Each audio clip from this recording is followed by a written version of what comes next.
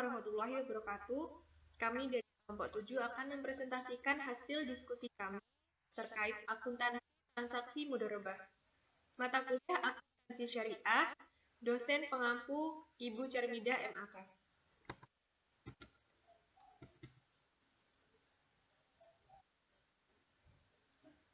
Kelompok kami terdiri dari 3 orang, yaitu Irma Dwi Parani, NPM 19010035, Inka Apriani 1903012022, Novi Nur Hasanah 03010049.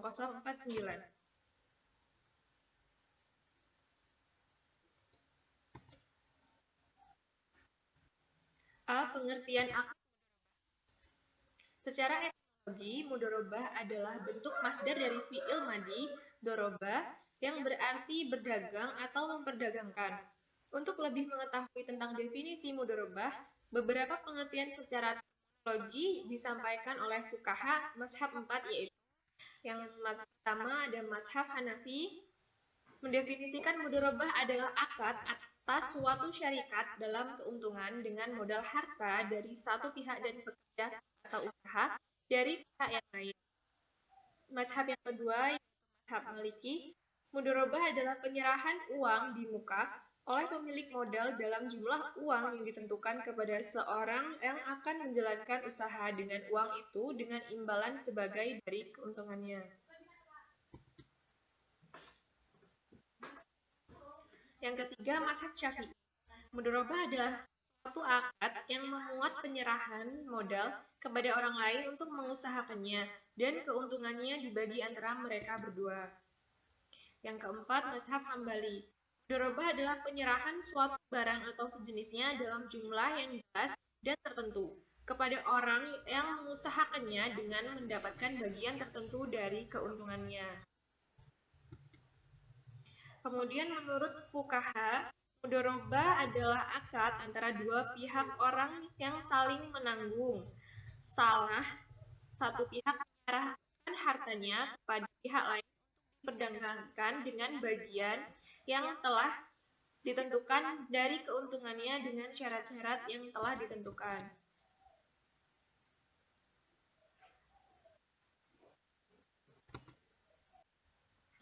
Dari beberapa pengertian yang disebutkan sebelumnya, dapat diambil kesimpulan bahwa pengertian dari mudharabah adalah akad kerjasama usaha antara dua pihak, di mana pihak pertama, yaitu sahibul mal, menyediakan seluruh atau semua modal dari sahibul mal, sedangkan pihak lainnya menjadi pengelola atau biasa disebut dengan mudharib.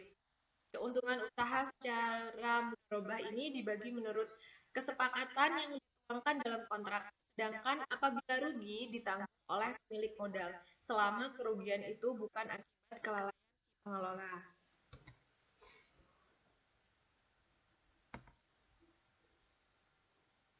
Kemudian, karakteristik akad mudharabah. Kedua pihak yang mengadakan kontrak antara pemilik dana dan mudharib akan menentukan kapasitas baik sebagai nasabah maupun pemilik. Di karakteristik akad mudharabah ini memiliki beberapa poin. Poin yang pertama yaitu dalam perjanjian tersebut harus dinyatakan secara tersurat dan tersirat mengenai tujuan kontrak. Kemudian yang kedua, penawaran dan penerimaan harus disepakati kedua belah pihak dalam kontrak tersebut. Yang ketiga, maksud penawaran dan penerimaan merupakan suatu kesatuan informasi yang sama penjelasannya. Perjanjian bisa saja langsung melalui proposal tertulis dan langsung ditandatangani, melainkan bisa juga dilakukan melalui surat-surat atau koresponden dengan fax atau komputer yang telah disahkan oleh cendekiawan fikih Islam dalam organisasi konferensi Islam. Modal adalah sejumlah uang milik dana diberikan kepada mudharib untuk diinvestasikan atau dikelola dalam kegiatan usaha mudharabah. Adapun syarat-syarat untuk di dalam modal adalah sebagai berikut.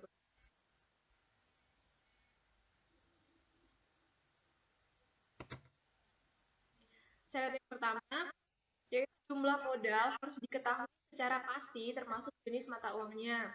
Yang kedua, modal harus dalam bentuk tunai, seandainya berbentuk aset, jumhur ulama fikih diperbolehkan, asalkan berbentuk barang niaga dan mempunyai nilai atau historinya pada saat mengadakan kontrak. Yang ketiga, modal harus tersedia dalam bentuk tunai, tidak dalam bentuk piutang. Yang keempat, modal mudharabah langsung dibayar kepada mudharib. Kemudian penjelasan tentang keuntungan. Keuntungan adalah jumlah yang melebihi jumlah modal dan merupakan tujuan mudharabah dengan syarat-syarat sebagai berikut. Syarat yang pertama yaitu keuntungan ini haruslah berlaku bagi kedua belah pihak dan tidak ada satu pihak yang akan memilikinya. Yang B, haruslah menjadi perhatian dari kedua belah pihak dan tidak terdapat pihak ketiga yang akan turut memperoleh bagi hasil darinya. Yang C, pemilik dana akan menanggung semua kerugian, sebaliknya mudharib tidak menanggung kerugian sedikit pun. Jenis usaha atau pekerjaan diharapkan mewakili atau menggambarkan adanya kontribusi mudharib dalam usahanya untuk mengembalikan atau membayar modal kepada penyedia dana. A. Bentuk pekerjaan atau usaha merupakan hak khusus mudharib, tidak ada intervensi manajemen dari pemilik dana. Meskipun demikian, menurut mazhab Hambali membolehkan adanya peran serta atau partisipasi pemilik dana dalam pekerjaan atau usaha tersebut. B. Penyedia dana tidak harus boleh membatasi kegiatan mudharib seperti melarang mudharib agar tidak sukses dalam pencarian laba atau keuntungan. C. Mudharib tidak boleh melanggar hukum syariah Islam dalam usahanya dan juga harus mematuhi praktik-praktik usaha yang berlaku. Yang D. Mudharib harus mematuhi syarat-syarat yang diajukan pemilik dana asalkan syarat-syarat tersebut tidak bertentangan dengan kontrak mudharabah tersebut.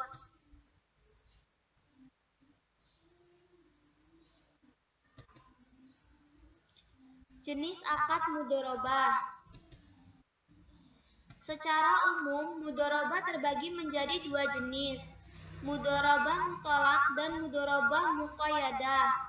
Mudharabah mutolak, yang dimaksud dengan transaksi mudharabah mutolak adalah bentuk kerjasama antara sohibul mal dan mudharib yang cakupannya sangat luas dan tidak dibatasi oleh spesifikasi jenis usaha, waktu, dan daerah bisnis. Dalam pembahasan fikih ulama salafus sholeh seringkali dicontohkan dengan ungkapan if'al masyita.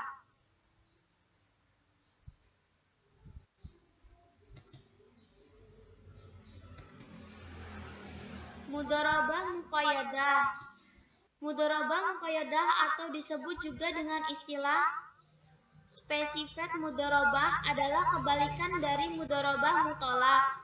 Si mudharib dibatasi dengan batasan jenis usaha, waktu atau tempat usaha. Adanya pembatasan ini seringkali kecenderungan umum si sohibul mal dalam memasuki jenis usaha.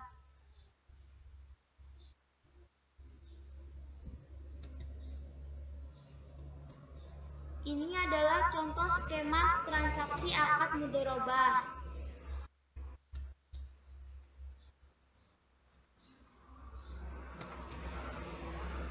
E. Prinsip profit dan loss sharing. Profit dan loss sharing dalam lembaga keuangan konvensional berbeda dengan yang ada dalam lembaga keuangan syariah. Dalam lembaga keuangan konvensional, jumlah imbalan untuk pemilik modal dilakukan di depan oleh pemilik modal. Karena dalam sistem ekonomi kapitalis, pemilik dana tidak bersedia untuk menanggung resiko atau akibat yang terjadi. Imbalan yang diperoleh tidak berdasar pada pendapat yang diterima oleh lembaga keuangan tersebut. Jadi, apapun yang terjadi pada lembaga keuangan sebagai pengelola modal, imbalan kepada pemilik modal harus diberikan sesuai dengan yang sudah ditentukan.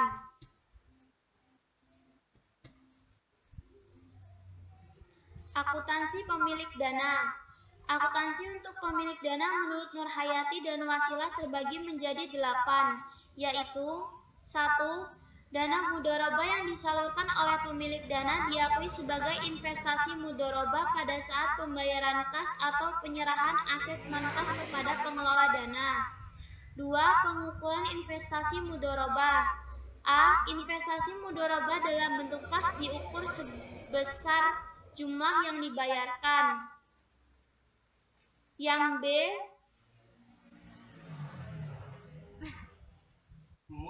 Investasi mudharabah dalam bentuk aset non-kas diukur sebesar nilai wajar aset non-kas pada saat penyerahan. Kemudian yang ketiga, akuntansi untuk pengelola dana menurut Nurhayati dan Wasilah terbagi menjadi 8, yaitu dana yang diterima dari pemilik dana dalam akad mudharabah diakui sebagai dana syirkah temporer sebesar jumlah kas atau nilai wajar aset non-kas yang diterima. Kemudian, pengukuran dana syirkah temporer. Penyaluran kembali dana syirkah temporer. Sedangkan apabila pengelola dana mengelola sendiri dana mudharabah, berarti ada pendapatan dan beban yang diakui dan pencatatannya sama dengan akuntansi konvensional. Kerugian yang disebabkan oleh kesalahan atau kelalaian pengelola dana. Kemudian penyajian dan pengungkapan di akhir akad. Kesimpulan, yaitu mudharabah berasal dari kata ad-darbu fil ardi, yaitu berjalan di muka bumi, dan berjalan di muka bumi ini pada umumnya dilakukan dalam rangka menjalankan suatu usaha, berdagang, atau berjihad di jalan Allah. Sedangkan menurut istilah fikih, mudharabah ialah akad perjanjian kerjasama usaha antara kedua belah pihak yang satu dari keduanya memberi modal kepada yang lain supaya dikembangkan. Sedangkan keuntungannya dibagi antara kedua sesuai dengan ketentuan yang disepakati. Akad mudharabah diperbolehkan dalam Islam karena bertujuan untuk saling membantu antara pemilik modal dengan seorang pakar dalam memutarkan uang. Kemudian pada contoh soal, buatlah jurnal pembiayaan mudharabah lembaga keuangan syariah sebagai sahibul mal atas transaksi-transaksi berikut ini. Pada tanggal 15 Januari 2020, LKS Alhamdulillah menyetujui untuk memberikan modal mudharabah kepada Rizky, seorang pengusaha kain di Sumatera, sebesar 100 juta rupiah. Pembagian hasil usaha atau nisbah disepakati 70 untuk LKS Alhamdulillah dan 30 untuk Rizky. Investasi mudharabah dengan jangka waktu 2 tahun yaitu sampai dengan 15 Januari 2022. Penyerahan modal mudharabah oleh Lembaga Keuangan Syariah Alhamdulillah kepada Zainuddin dilakukan dengan 2 tahapan, yaitu pada tanggal 25 Januari 2020 diserahkan uang tunai sebesar 60 juta rupiah. Kemudian pada tanggal 27 Januari 2020 diserahkan 4 buah mesin jahit dengan nilai wajar saat penyerahan sebesar 40 juta rupiah. Mesin jahit tersebut dibeli pada tanggal 5 Januari 2020 dengan harga perolehan sebesar 37 juta 600 rupiah.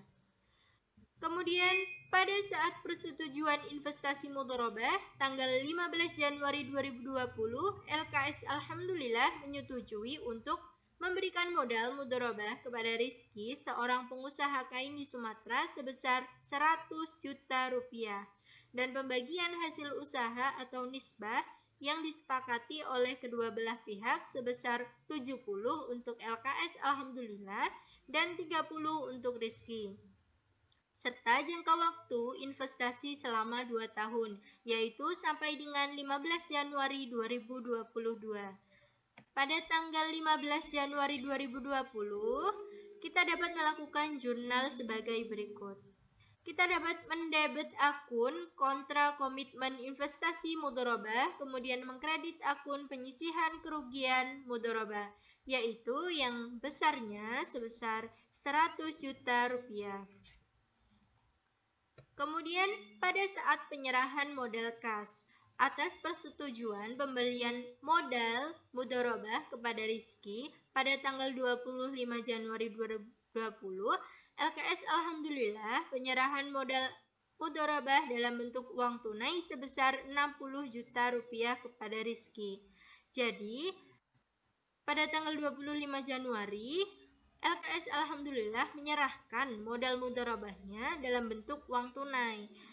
Maka jurnal dari transaksi tersebut yaitu seperti berikut. Tanggal 25 Januari 2020, investasi mudharabah bertambah, kemudian dicatat di sebelah debit sebesar 60 juta rupiah. Sedangkan yang ada di kredit rekening mudharib. Karena kita sebagai sohibul mal, maka rekening mudharib kita taruh di sebelah kredit sebesar 60 juta rupiah. Kemudian, jurnal yang kedua, tanggal 25 Januari 2020, yang kita debit adalah kewajiban komitmen investasi mudharabah. Kemudian, mengkredit kontra komitmen investasi mudharabah sebesar 60 juta rupiah. Kemudian, pada saat penyerahan modal non-kas, jadi tadi ada yang modal kas, kemudian ada yang modal non-kas. Sedangkan ini nilai wajarnya yaitu lebih tinggi dari nilai tercatatnya. Pada tanggal 27 Januari 2020 diserahkan 4 buah mesin jahit dengan nilai wajar saat penyerahan sebesar 40 juta rupiah dengan harga perolehan Rp37.600. Pada saat pembelian aset mudharabah, modal non-kas dapat dilakukan penjurnalan sebagai berikut. Pada tanggal 27 Januari 2020, kita membeli persediaan, yaitu persediaannya itu alat jahit tadi. Lalu kita akan mendebet persediaan atau aset mudharabah. Kenapa di sebelah debit? Karena apabila aktiva bertambah di sebelah debit, apabila aktiva berkurang di sebelah kredit. Kemudian tentu saja pada saat pembelian persediaan atau pembelian mesin jahit tersebut, tentu saja kita mengeluarkan kas kita. Kemudian jika kas itu kan aktiva, jadi kalau kas itu berkurang itu di sebelah kredit. Kemudian akan menambah persediaan kita, kemudian kita catat di sebelah debit dengan mengkredit kas karena kas kita sudah berkurang sebesar Rp37.600. Kemudian jurnal pada saat penyerahan modal non-kas pada tanggal 27 Januari 2020. Kita mendebit akun investasi mudharabah sebesar 40 juta rupiah. Persediaan aset mudharabah sebesar 37.600 rupiah. Kenapa persediaannya 37.600? Karena harga perolehan pada saat kita membeli mesin jahit tersebut sebesar Rp37.600. Keuntungan mudharabah tangguhan itu hasil dari investasi mudharabah sebesar 40 juta rupiah, kemudian dikurangi dengan persediaan sebesar Rp37.600. Didapatlah Rp2.400. Kemudian kita catat di sebelah kredit keuntungan mudharabah tangguhan. Pada tanggal yang sama, tanggal 27 Januari 2020, kita juga dapat melakukan jurnal kewajiban komitmen investasi mudharabah di sebelah debit, kemudian kontra komitmen investasi mudharabah di sebelah kredit, masing-masing sebesar 40 juta rupiah. Kemudian, pada saat amortisasi keuntungan tangguhan, kita bisa menghitung dengan cara Rp2.400.000 per 24 bulan. Kenapa di sini Rp2.400.000 per 24 bulan? Karena pada saat perjanjian tadi kan 2020 sampai dengan 2022, terhitung sampai 2 tahun. Nah, 2 tahun itu sebesar 24 bulan, setara dengan 24 bulan. Maka kita akan menghitung amortisasi keuntungan tangguhannya per bulan. Perhitungannya Rp2.400.000 per 24 bulan. Kemudian didapatlah Rp100.000 per bulan. maka kita akan mendapatkan jurnal sebagai berikut. Pada tanggal 27 Januari 2020, jurnal yang dicatat adalah keuntungan mudharabah tangguhan sebelah debit, kemudian keuntungan penyerahan aset mudharabah sebesar 100.000 di sebelah kredit.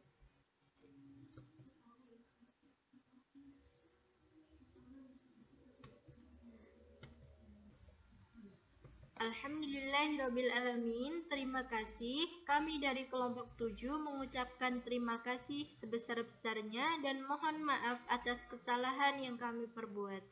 Dan kepada Allah kami mohon ampun. Terima kasih. Wassalamualaikum warahmatullahi wabarakatuh.